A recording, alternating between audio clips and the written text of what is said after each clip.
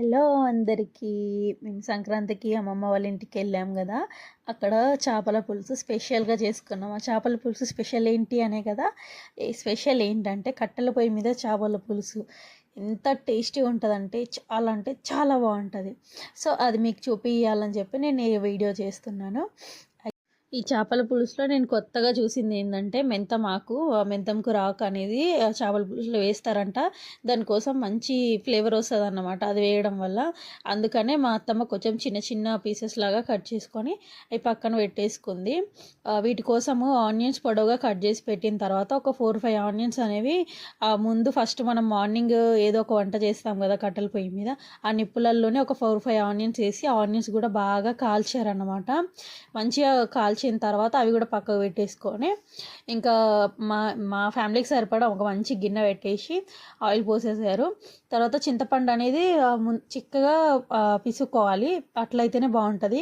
ఎక్కువ వాటర్ పోస్తే కూడా పులుసు అనేది చాలా నీళ్ళలాగా అయిపోతుంది. సో మనకి టేస్ట్ అనేది కూడా అంత బాగా రాదు. మా అత్తమ్మ చేపల పులుసు వేస్తుందని చెప్పేసి మా మమ్మీ చాయ్ వేడి చేసి చాయ్ పోసిందనమాట, వదిన వాళ్ళు కాబట్టి. సో కట్ చేసిన ఆనియన్స్ వేసేసుకున్న తర్వాత అవి కొంచెం కలిపేసుకొని దాని తర్వాత వచ్చేసి మెంతమాకు అనేది వేసుకోవాలి. మెంతమాకు కూడా వేసుకున్న తర్వాత వెంటనే మిగతా ఐటమ్స్ అనేవి ఎప్పుడు వేయకూడదు. ఎందుకంటే ఆకుకూర అనేది మనకి పచ్చిగా ఉండకుండా అవి మంచిగా అనేది మక్కాలి. మెంతం కూర ఎంత మంచిగా మక్కితే అంత మంచి ఫ్లేవర్ వస్తుంది అన్నమాట. అది మంచిగా మక్కిన తర్వాత మా అత్తమ్మ మిగతా ఐటమ్స్ అనేది వేయాలి అని చెప్పేశారు. నెక్స్ట్ వచ్చేసి అల్లం పేస్ట్ ఒక 4 or 5 స్పూన్స్ అట్లా వేసింది. దాని తర్వాత అల్లం పేస్ట్ అనేది మొత్తం పచ్చి వాసన పోయే అంతసేపు మంచిగా మిక్స్ చేసుకోవాలి. మనం ఎప్పుడు మిక్స్ చేయాలన్నా కూడా ఇప్పుడే చేయాలి. ఎందుకంటే మనకి చేపలు ముక్కలు అనేవి వేసిన తర్వాత అసలు మిక్స్ చేయడానికి ఉండదు, ఏదో నార్మల్గా మిక్స్ చేయాలి. ఎందుకంటే ముక్కలన్నీ విరిగిపోతే ముళ్ళలన్నీ ఉండిపోతాయి.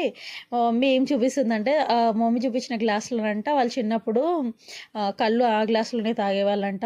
మమ్మీ వాళ్ళ చిన్నప్పుడు కాచు గ్లాసులు ఉన్నాయన్న డౌట్ మీకు రావచ్చు, ఉన్నాయంట. సో ఇంకా ఆ గ్లాస్ చూపిస్తుంది, ఈ గ్లాస్లో మేము కళ్ళు తాగేవాళ్ళం అని చెప్పి. నెక్స్ట్ వచ్చేసి అల్లం పచ్చివాసన అంతా పోయి మిక్స్ చేసిన తర్వాత పసుపు అనేది వేసుకోవాలి. పసుపు ఒక 3 స్పూన్స్ అట్లా వేసుకుంటే బాగుంటుంది, మంచి కలర్ కనిపించే అంతవరకు వేసుకుంటే సరిపోతుంది. నెక్స్ట్ మంచిగా నీట్గా వాష్ చేసి పెట్టుకున్న ముక్కలు ఉన్నాయి కదా, ఫిష్ పీసెస్ అనేవి వేసుకోవాలి. మనం మెయిన్ చేపల పులుసులో ఏంటంటే అవి మన ఇష్టం వచ్చినట్టు చికెన్ మటన్ కలిపినట్టు కలపడం వల్ల ముక్కలన్నీ ఇరిగిపోతాయి. చాలా జాగ్రత్తగా మిక్స్ చేస్తూ కలపాలి.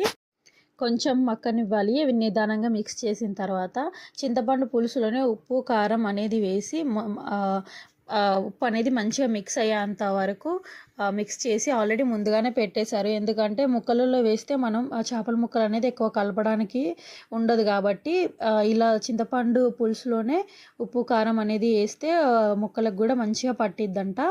సో అందుకనే చింతపండు పులుసులోనే ఉప్పు కారం అనేది సరిపడా వేసారనమాట. మీ స్పైసీకి తగ్గట్టు చిల్లీ పౌడర్ అనేది వేసుకోండి. నెక్స్ట్ నిదానంగా, అంటే చాలా నిదానంగా కలుపుకోవాలి. మనం ఇష్టం వచ్చినట్టు కలిపితే మాత్రం చాలా కష్టము. ఒకసారి చెక్ చేసేసుకోవాలి చిక్కగా ఉందా లేదా అని. తర్వాత పొయ్యిలో కాల్చిన ఉల్లిగడ్డలు ఉంటాయి కదా, వాటి పొట్టు మొత్తం పైన కాలిపోయిన పొట్టంతా తీసేసి నీట్గా వాష్ చేసేసుకొని పేస్ట్ లాగా చేసుకొని వేసుకోవాలి. ఉల్లిగడ్డల పేస్ట్ అనేది ఫస్ట్ స్టార్టింగ్ తాలింపులో అయినా వేసుకోవచ్చు, లేదంటే చింతపండు పులుసు పోసిన తర్వాత అయినా వేసుకోవచ్చు. పులుసు పోసిన తర్వాత మొత్తం పైనే కలపాలి, ముక్కలు మాత్రం టచ్ అవ్వకుండా నిదానంగా కలుపుకోవాలి. నెక్స్ట్ ఇంకా కొంచెం పులుసు అనేది మసిలేటప్పుడు కొంచెం లైట్గా మెంతిపొడి వేసారు.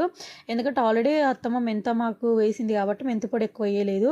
నార్మల్గానైనా మెంతిపొడి అనేది చాలా తక్కువ వేసుకోవాలి, ఎందుకంటే చేదు వస్తుంది. సో అందుకే కట్టెల పొయ్యి మీద వంట చేయాలంటే చాలా ఓపిక ఉండాలి. ఎందుకంటే పొగ వచ్చేస్తుంది, కళ్ళు మండిపోతాయి. నాకు వీడియో తీసేటప్పుడే చుక్కలు కనిపించినాయి. ఇక మా అత్తమ్మ కూడా కొంచెం ఆ కట్టెలు అటు ఇటు అనడంలో హెల్ప్ చేశాను అనమాట. అది కొంచెం మసిలేటప్పుడు కొత్తిమీర వేసేసుకొని పైన కలుపుకోవాలి. మనం గ్యాస్ అలవాటు అయిపోయింది. తర్వాత నాకు టేస్ట్ చేయమన్నారు కానీ నాకు టేస్ట్ తెలియట్లేదు అని చెప్పేసరికి మా మరదలు పిలిచి మా మరదలతో టేస్ట్ చేయించారు. సో చేపల పులుసు అనేది చాలా అదిరిపోయిందనమాట. ఎప్పుడు మా మమ్మీ చేసే చేతి వంట తినడం కంటే ఈసారి కొంచెం స్పెషల్గా ఉంటుందని మా అత్తయ్యనే చేయమని చెప్పాననమాట. సో మా అత్తయ్య చేపల పులుసు చేశారు. అవి కొంచెం మసిలిన తర్వాత లాస్ట్లో గరం మసాలా అనేది వేసేసుకోవాలి. వేసుకొని ఎక్కువసేపు అస్సలు మసలనివ్వకూడదు. ఎక్కువ మసలడం వల్ల ముక్కలు మొత్తం విరిగిపోతాయి. తర్వాత మనం తినడానికి ఏమి ఉండదు. ఆ ముళ్ళులు కూడా ఏరుకోవాల్సిందే, ముళ్ళునే తినేయాల్సి వస్తుంది. సో ఫైనల్గా చేపల పులుసు అనేది అయిపోయింది. అది ఏ కన్సిస్టెన్సీలో ఉందో ఒకసారి మీరు కూడా చూడొచ్చు.